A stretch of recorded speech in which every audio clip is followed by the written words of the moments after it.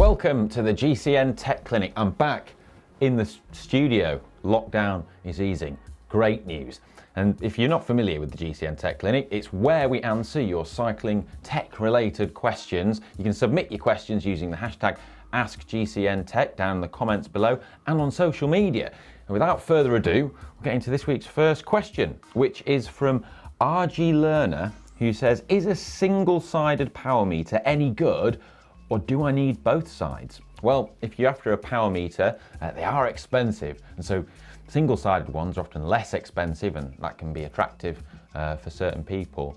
Now, a dual-sided one is undoubtedly a better option. Now, there's a number of reasons for this. They're a bit more accurate, and having spoken to cycling coaches in the past and physiologists, they've found that if you have a rider with a discrepancy in both of their legs, this can then be amplified via a single-sided power meter. So your readings can be quite far off. The other thing is that they believe, although I haven't seen this proven, but there is a train of thought, a theory, that using a single-sided power meter can cause you to subliminally, subconsciously push harder, say with your left leg, if it's your left leg that's measuring power, in order to kind of subconsciously get a better score on your head unit, to achieve a higher power number. And this can actually cause, this is the theory anyway, an even greater discrepancy between your two legs down the line, as you just get one massive left leg.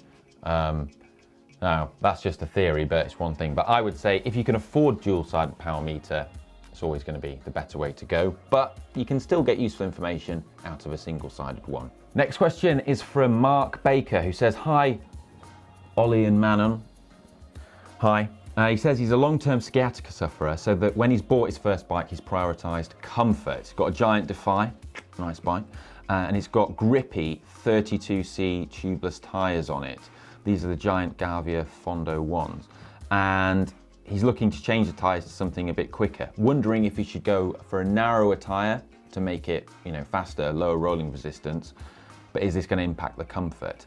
Right, tyres, best upgrade you can make to your bike. First upgrade I think you should always make to your bike is tyres, best bang for your buck, for a number of reasons. Now, in terms of rolling resistance benefits, we'll cover that first. People have done research into this, including JP Ballard from Swiss Side, friend of the channel. He doesn't make tyres, he makes wheels, but he did a load of tyre research. And he came up with a rule of thumb, which was if your average speed for your ride or intended event is going to be below 20 miles an hour, 32 kilometers an hour, then the optimum rolling resistance sort of trade-off and comfort thing comes in at a 28mm tyre is the fastest tyre. If you're going to be averaging speeds above that, then you should drop to a 25 and eventually a 23, because tyre aerodynamics starts to come into play incredibly. But that's why time trialists often use narrow 23mm tyres. That said, tyres is without doubt the best way to improve the comfort of a bike. I think, you hear about all these compliance features built into road bike frames, but in my experience, tyres makes the biggest difference. So wider volume tyres is the way to go. And also if you're running tubeless, which you already are, you can run much lower pressures, which again is going to really improve that comfort. So if comfort is the main thing for you, I wouldn't worry about sticking with that wider tyre, but maybe upgrade it to a more premium tyre than the basic one that your bike came with. So switching to something like you said, like a GP 5000 tubeless, or something from Pirelli or Vittoria, that they're going to be faster rolling tyres. There's evidence out there to suggest that, and you'll feel the difference there. That could be a way to go. So you could perhaps keep the width and just get a faster rolling compound. The other thing to point out as well is the width of your rims has an impact. So if you have a wider rim, that means that you can actually run the tyre to slightly lower pressure too, because of the way that it sits on the rim. So if eventually you change your wheels, maybe go for something a bit wider, but I'm not sure of the width of the internal rim width on the wheels that have come on your bike, but that's something to factor in too. Question now from Mike Ellington, who says he bought a bike with Ultegra Di2 on it. Love that group set. And he said that over the past 2 months, the battery has been draining over a 1 or 2 week period. irrespective of how frequently he rides.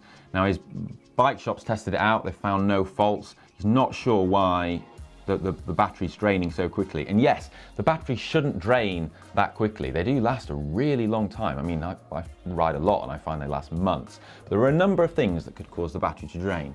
So firstly, if you happen to, I don't know where you live, Mike Ellington, but if you live in the Atacama Desert, then your battery could be draining quite quickly as a result. So if you leave your bike somewhere at altitude, or if you leave your bike somewhere very cold, that will drain the battery very quickly. It's a problem that camera crews often have when they're out filming in such places.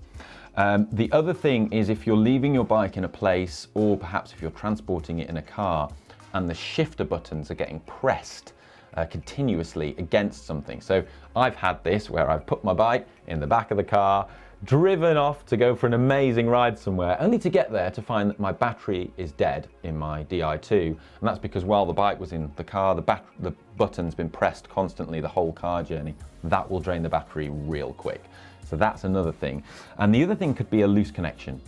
If you accidentally cut a Di2 cable, which I may have done once, that will just kill the battery straight away. The short circuit shorts the battery. And if you've got maybe a dodgy connection somewhere, that could be causing the battery to drain. So it's a bit annoying, and it's not a common problem. You know, Shimano stuff is very good, but you might have a dodgy connection somewhere, which, you know, is something maybe worth checking out. But yeah, hopefully you can solve that, because yeah, that's a bit annoying.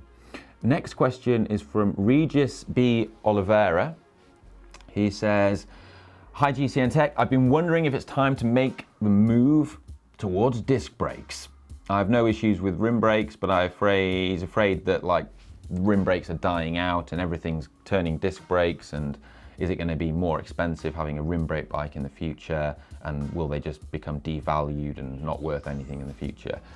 I think based on the fact that nice bikes are now, you know, nice bikes from 30 years ago are still nice bikes now. You have a vintage steel Colnago or something, still an amazing bike, isn't it?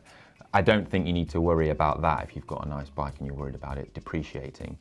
But I would say that if I was buying a bike today and I'm, you know, having just one bike, I would have disc brakes. And I know that you know that I love rim brakes, and I do love rim brakes. Like Whitney Houston, I'll always love rim brakes.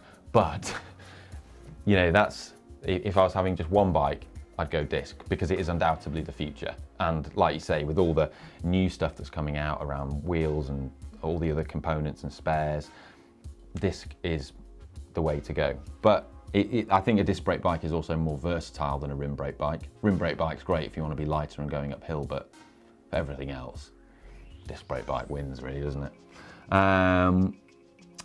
So, next question, Boris Stepanov. Hi, thanks for such a nice YouTube channel. Thanks, Boris. Is there a real difference between cheap Asian chainrings and branded ones? Stiffness, durability? Well, I mean, cheap chainrings, irrespective of where they're made, are you know, probably going to be less good quality than expensive ones from, you know, a reputable brand, which could also be made, and is probably also made in Asia as well. And the thing is that yes, you could have a difference in shifting performance, because the ramping on the teeth of the chainring might not be as well machined. Also, the stiffness of the chainring can impact shifting as well. If a chainring flexes slightly, that can impact the shifts when you change from one chainring to the other. And the other thing, which is more important on track chainrings and fixed gear chainrings, is that they have to be perfectly round. And this is something that tends to differentiate a top end, you know, like Shimano Dura Ace chainring, or the kind of chainring that, you know, hardcore track riders will use from some sort of budget offering, is because if they're not perfectly round, you get dead spots, flat spots in the chain, and the chain will sort of slacken off slightly at a certain point in the pedal stroke. This makes the drivetrain less efficient, and you can drop your chain as well, and it also makes it a bit noisier as well. So yeah, I mean, as with a lot of things, a bit of a boring answer, but you do tend to get what you pay for. You know, good quality stuff is generally better quality. Jeremy Wong says, do I really need a disc brake pad separator when servicing my road disc brakes? No, you don't. You can use a business card. My favorite thing. Here's a, don't use that one. I've got a better one. Yeah, business cards are great. Just fold one up and then just slot that in between your disc brakes, and that'll stop the pads closing. It's a pretty common hack. So next question comes from Instagram from a guy called Finley, who says he's going to buy a new Emonda. Nice. And he says his problem, this sounds like quite a first world problem, I'll be honest, is should I buy Ultegra Di2 or Dura Ace Mechanical? For the same costs, they cost like roughly the same, but what do you reckon? Right, well, you know what, I think that's actually a really good question. And they are roughly the same price. And yes, on the one hand, you've got Dura Ace Mechanical. It's Dura Ace, so it's the kind of top of the range, thing, and it's a little bit lighter than Ultegra Mechanical, than Ultegra Di2. But Ultegra Di2 is Di2. Di2 is the best shifting, and having thought about this in the past, I would always go with the Di2 option over the mechanical Dura Ace, even though it's a little bit lighter, because I think the electronic shifting, it's worth it. It's once you've tried Di2 and electronic shifting, and ETAP as well, to be honest, people don't tend to go back just because it's so good. So I would say in that instance, if it was me, I'd go Di2. Next question is from Oliver Schellenberg. Good name, dude. He says, hi Ollie, can you tell me if certain GCN kit is made from different materials to other GCN kit? I don't get the difference between the classic red kit, like the we always wear, like say the training kit and the fan kit. So the red kit that we wear all the time from Castelli, that's like their top of the range stuff. So it's their aero racing kit, the same stuff that Ineos wears.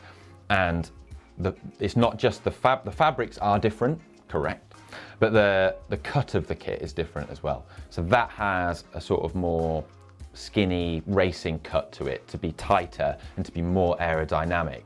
And the fabrics are more aerodynamic as well. They're a bit more expensive as a result. The biggest difference between the training kit and the more aero sort of kit is, yeah, the fit. The training kit's a bit more relaxed, a bit more, I don't want to say looser because it's still not loose, but you get what I mean. It's a bit more of a relaxed fit and not quite as aerodynamic, but it's only a slight difference. But I happen to really like the black training kit. I think it looks really, it's also more slimming, which is important. Thanks for all your questions this week. Unfortunately, that's all I've got time for, but keep your questions coming in. It's always a pleasure to answer them. So hashtag AskGCNTech down in the comment section and on social media. And if you want to check out the GCN kit, then, well, it's back in stock in the GCN shop. So it sold out pretty quick, the first lot, so quite popular. But yeah, by all means, check it out if you'd like to support the channel and you're after some tasty new kit. And I'll see you next time. Hopefully still in the set. Hopefully there's not a second wave.